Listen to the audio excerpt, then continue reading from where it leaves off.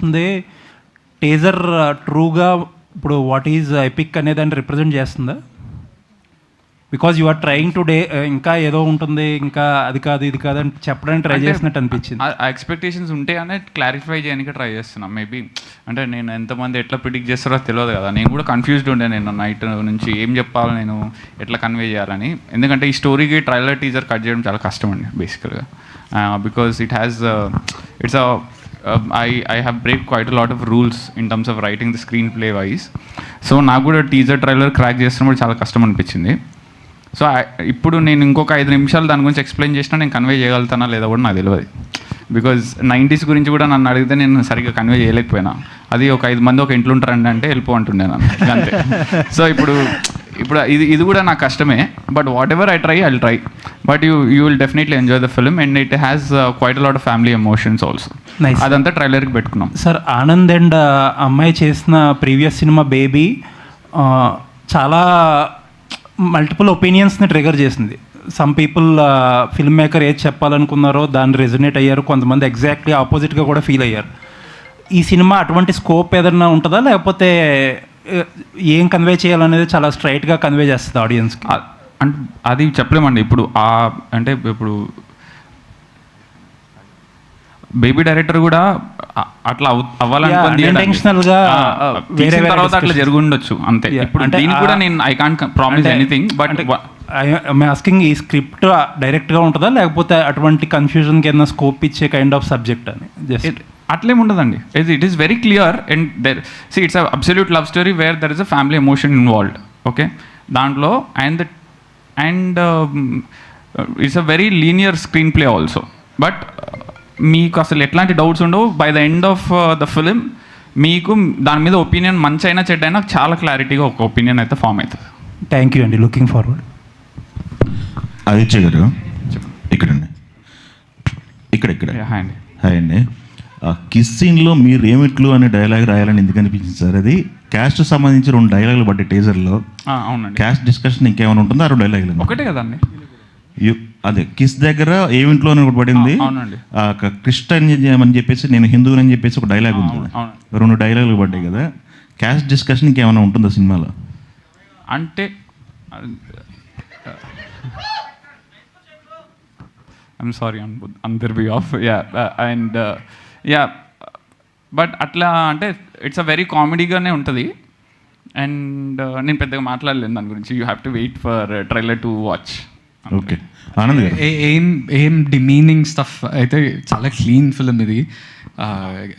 ఎలాంటి జోక్స్ అయినా చాలా క్లియర్ ఉంటాయి. డబుల్ మీనింగ్ కానీ డిమీనింగ్ కాస్ట్ విషయంలో, రిలీజన్ విషయంలో అట్లాంటివి అస్సలు ఏముండవు. దిస్ ఇస్ అంటే మా ఉద్దేశం ఈ టీజర్ కట్ చేయడానికి కూడా ఇప్పటి వరకు మేము చూపించింది కానీ 90s తోటి రిలేట్ అయిన క్యారెక్టర్ ఇది అని. ఇప్పుడు what we are revealing that this boys love story with this girl. So అదే మెయిన్ ఇంటెన్షన్ ఈ టీజర్ కట్ చేయడానికి. So there is nothing else. మేము కాంట్రవర్సీ ఆర్ ఎనీథింగ్ చేయడానికి అసలు అంటే క్యాస్ట్ గురించి అంటే కాంట్రవర్షియల్గా ఉంటుందని అడిగిరా మీరు ఇందాక? అఫ్ కోర్స్ ఈ టాపిక్ ఇంకేమన్నా ఈ డిస్కషన్ ఉంటుందా సినిమాలో? అంటే అసలు అట్లాంటిది ఏమి ఉండదండి. ఉన్నా కూడా it's just like that, just between 2 characters, something very personal. They don't involve any caste, any religion, nothing. Okay, Anand గారు, బేబీ సినిమాలో లవ్ స్టోరీ అయినప్పటికీ రొమాన్స్ మిస్ అయింది ఆనంద్ గారి క్యారెక్టర్కి అనేది ఒక ఫీల్ ఉండేది. అది ఫుల్ఫిల్ చేస్తుందా ఈ సినిమాలో మీ క్యారెక్టర్? బేబీ సినిమాలోనే కాదు, బేబీ సినిమాలో మీకు అన్యాయం జరిగింది రొమాంటిక్ సీన్లో.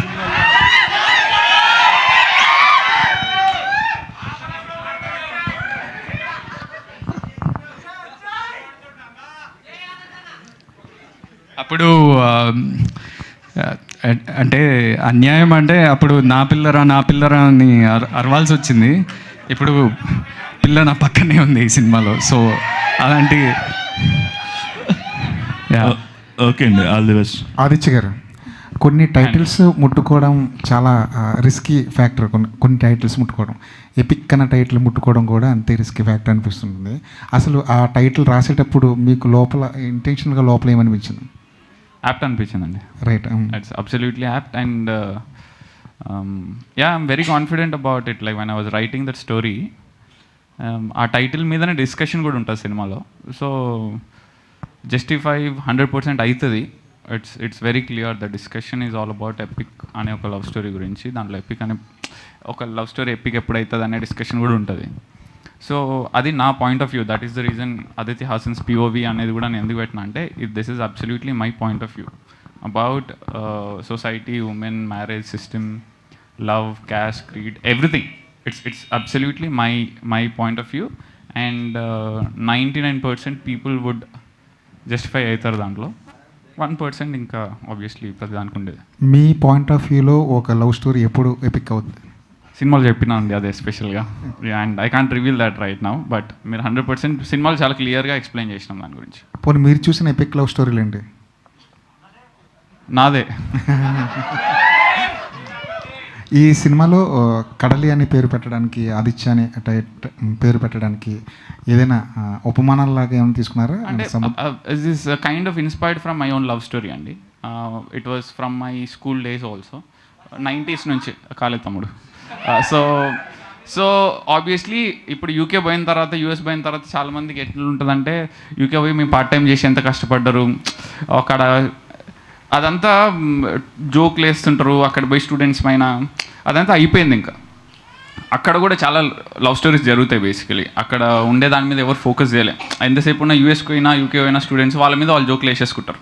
మా పార్ట్ టైం గురించి, ఎవ్రీథింగ్, అసైన్మెంట్స్ గురించి, జాబ్ గురించి, కష్టాల గురించి, వీసా ఎక్స్టెన్షన్ గురించి, అది వ్లాగ్స్ చేస్తున్నారు. ప్రతి ఒక్కరికి చాలా ఎక్స్పోజర్ వచ్చేసింది. I really don't wanted to talk about anything. I just wanted to talk about love stories which happen abroad, but how is it related to India also, Indian students also? So అక్కడ కూడా వాళ్ళు UK US పోయిన ప్రతి ఒక్కరికి ఏదో ఒక love story 100% ఉంటుంది. అది ఎట్లా దాంట్లో మోస్ట్ రిలేటబుల్గా ఎట్లా రాయొచ్చు అని చెప్పి రాసిన. And quite a lot of influences in my life also. So మీరు అడిగిన పేరు కదా, పేరుకి అంటే ఆబ్వియస్లీ యాజ్ ఇట్ ఈస్ పేరు పెట్టలేను కాబట్టి so I change the name. Yeah. Anand గారు, ఆదిత్య కథ చెప్తున్నప్పుడు ఇది నా బయోపిక్ అని మీకు కూడా అనిపించిందని చెప్పారు కదా, ఆ తర్వాత ఏమైనా డిస్కషన్ జరిగిందా మీ ఇద్దరి మధ్య? అంటే కథ అయిపోయిన తర్వాత, కథ నేరేషన్ అయిపోయిన తర్వాత ఎలాంటి డిస్కషన్ జరిగింది?